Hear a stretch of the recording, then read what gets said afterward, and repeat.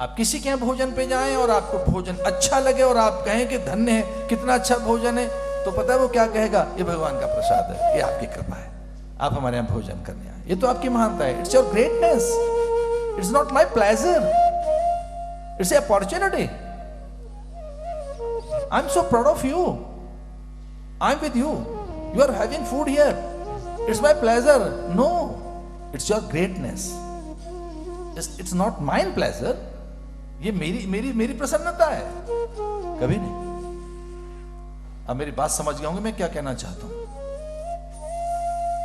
Pleasure एक बहुत अलग तरीके का शब्द है।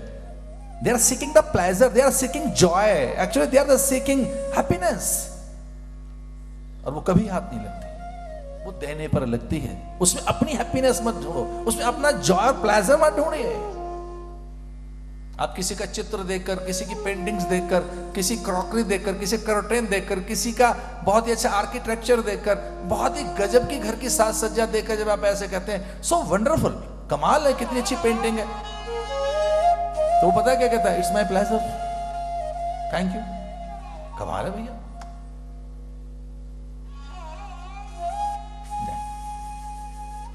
इट्स योर ग्रेटनेस, आप इसे देख रहे हैं। ये भोजन जो मैंने कराया तो प्रसाद है, आप अपना ही तो लेने आए थे, अपना भाग्य, अपने दाने, अपना प्रसाद, आपका हिस्सा। सच मानिए, पहले लोग ऐसा कहते थे कि आप हमारे यहाँ भोजन करने आए, ये हमारी महानता नहीं है, ये तो आप अपना हिस्सा लेने आए, ये आपका भाग्य है, ये आपके दाने, आपके हिस्से हमारे यहाँ रखे हुए थे।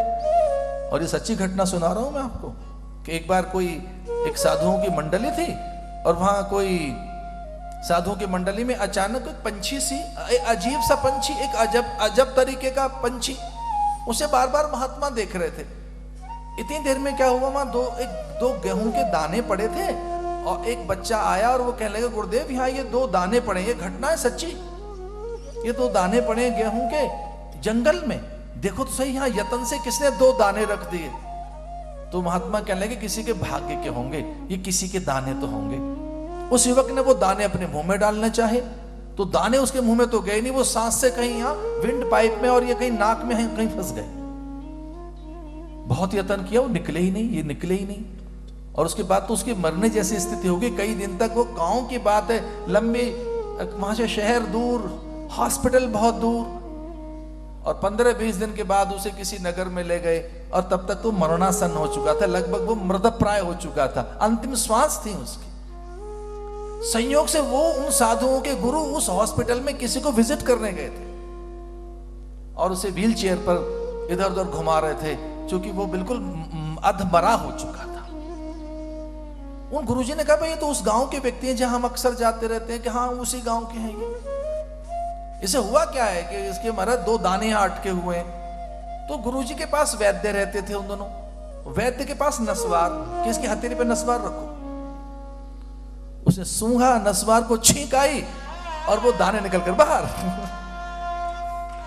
और जैसे निकलकर दाने बाहर आए, एक पंछी आया, उन्हें लेकर उड़ गया। कुछ साधुओं का ऐसा कहना है कि वो कुछ इस तरह का ही पंछी था। वो आप कल्पना कर सकते हो, वो 2 दाने कैरी कर रहा था उस पंछी के। हम कई बार किसी का भाग्य, किसी के दाने, किसी का भोग, किसी के हिस्से कैरी कर रहे होते हैं। और ऐसा ही हमें मानना चाहिए कि हमारे पास कुछ हिस्से हमारी बेटी के हैं, दामाद के हैं, माता पिता के हैं, अतिथि अभ्यागत के हैं, आगंतुकों के हैं, दरिद्र के हैं, समाज के हैं, पितरों के हैं, देवताओं के हैं, ईश्वर के हैं। जो भोर में गौग्रास निकालने की जो परंपरा है, सूर्य को अर्घ देने की परंपरा है, अमावस्या के दिन ब्राह्मण का आदर करने की परंपरा है, ये क्या है? देवा भागम यथा पूर्वे संजाना ना उपासते। अपने हिस्से निकाल के रखो।